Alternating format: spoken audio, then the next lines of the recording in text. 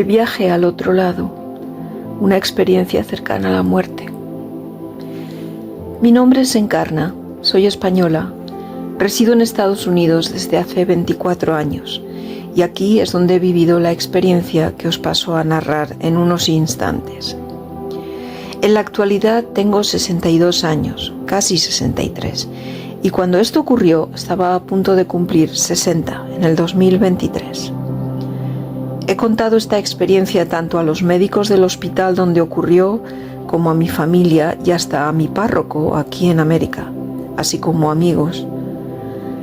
Tal y como otros doctores y personas describen, es difícil explicar con palabras y términos de este lado las imágenes, sensaciones, la atemporalidad, o sea, el hecho de que allí donde estuve no existe el tiempo. Es un factor que desaparece, como tampoco la voz como tal, aunque sí conversaciones.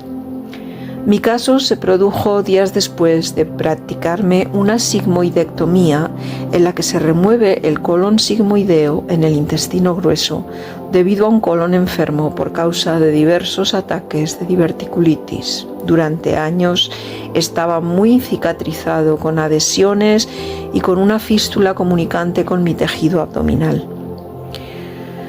La operación se hizo con laparoscopia.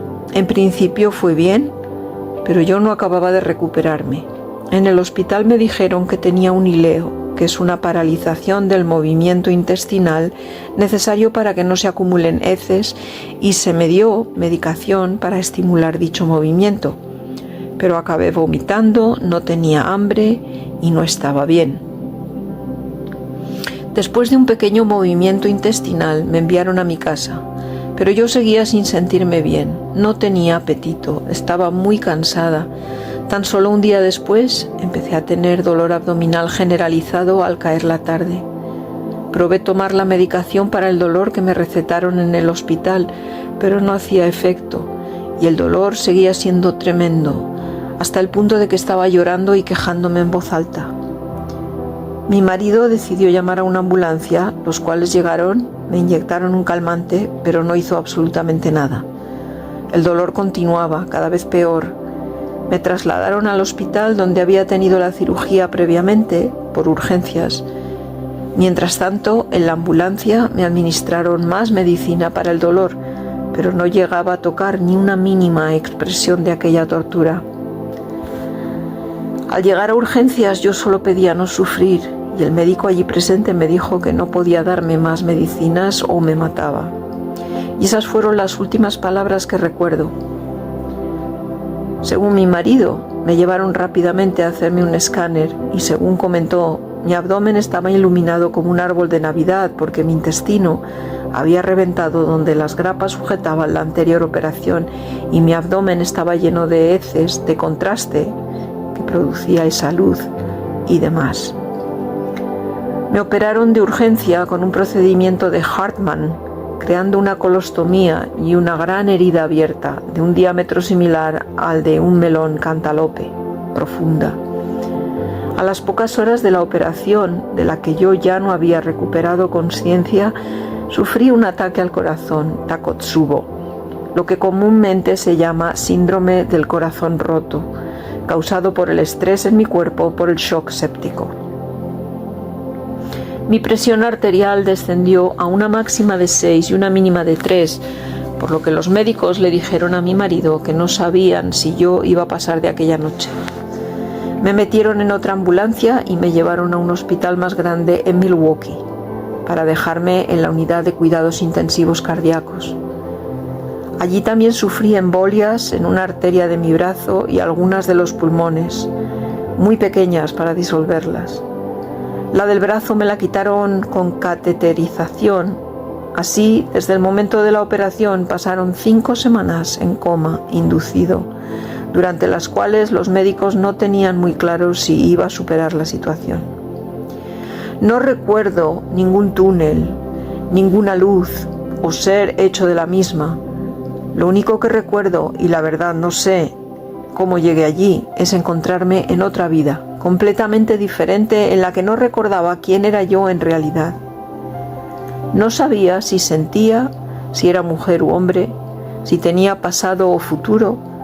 No sabía mi nombre ni recordaba ninguna familia o amigo en este plano terrenal.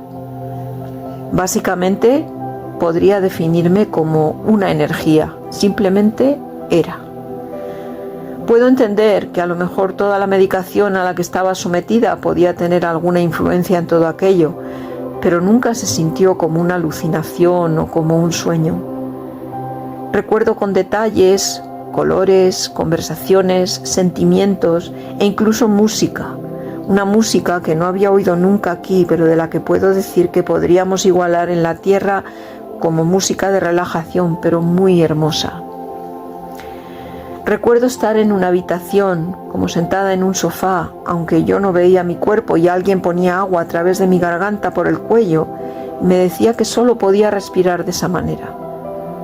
A mi derecha había una pantalla de televisión donde podía ver imágenes preciosas de la zona de los lagos aquí en Wisconsin, con árboles muy verdes, aguas muy azules y una gran sensación de paz, y también como una resignación de que debía estar allí quieta y haciendo lo que me decían, aunque no veía a nadie a mi alrededor.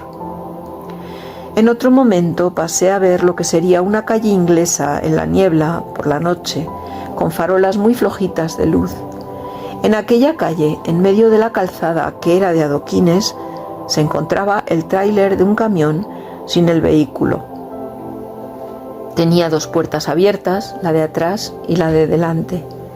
Entré por la puerta que estaba completamente abierta y aunque no veía a nadie, podía sentir presencias a mi alrededor. El tráiler estaba en completa oscuridad, pero se podía ver la otra puerta a medio cerrar. Una voz de alguien que no se veía nos preguntaba consecutivamente si queríamos trabajar o morir, y todo el mundo contestaba morir. De esa manera, cada vez que alguien contestaba eso, la puerta del tráiler que podíamos ver se iba cerrando un poco más cada vez, bajando un poco más. Llegó mi turno y me preguntaron si quería trabajar o morir, y yo contesté morir. Pero no me inspiraba ningún miedo ni ningún trauma, era como algo natural, incluso tranquilizador. Pero alguien me debió de sacar de allí, porque recuerdo ir a otra escena. No recuerdo muy bien el orden de las escenas o de los lugares, pero sí recuerdo que pasaba de una a otra sin transiciones. Me vi también en una especie de cabaña de lujo, con techos altos y grandes ventanales, y afuera era de noche también. Y de la misma manera que en la sala blanca con la música, me veía sentada en un sofá, pero desde mi perspectiva nunca podía ver mi cuerpo. Puedo describir que la madera era de un color rojizo, pero no de caoba, más bien de cerezo. Los ventanales eran grandes. Delante de mí había una especie de acceso a oficinas con mesas y a mi izquierda otro acceso a otra habitación también con mesas de oficina. Pero yo me encontraba sola allí, o al menos eso creía. Del techo colgaban de cables bombillas de estilo antiguo, como esas primeras bombillas de Edison que no dan mucha luz y en las que puedes ver los filamentos. Yo me preguntaba qué hacía allí, pero no con gran curiosidad. De repente empecé a ver pasar sombras negras, muy rápidas, con forma humana pero sin definición. Cuando yo las vi pasar, quería llamar su atención para decirles que estaba allí, pero ellas me ignoraban. No me daban miedo, pero me causaban cierta intranquilidad. Iban y venían. Ninguna de ellas me hizo caso en ningún momento. Me vi después, de repente, en una góndola en Venecia, pero en vez de haber luz y colores normales, era como estar en una acuarela. Alguien iba conmigo en la barca, pero yo no podía ver su cara. Debo recalcar que yo nunca, jamás he estado en Venecia. Por supuesto, he visto fotos, películas, pero no conozco Venecia a fondo para nada.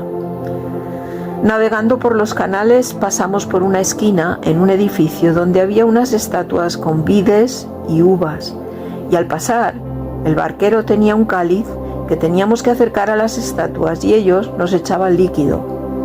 No estoy muy segura de si era vino, agua o qué. Cuando regresé a mi casa 3 meses después, Me dio por investigar parte de todas mis experiencias y encontré que en Venecia hay un edificio que está en la esquina de un canal con estatuas que tienen vides y uvas. Es una representación de Noé emborrachado. Sinceramente, no sé si hay alguna correlación con ello y con la muerte, pero es lo que vi. También vi a un chico enfermero que fue el único que me trajo un recuerdo de mi vida actual, porque tenía muchísimo parecido a mi hijo pequeño que ahora tiene 22 años y que me hizo preguntarme qué hacía mi hijo allí ya que él es mecánico y no enfermero. Esto ocurrió también estando inconsciente. Estuve en diferentes partes. También estuve en una casa que me recordaba a mi casa en Madrid cuando era pequeña y podía ver gente que era hispana, mexicana mayormente.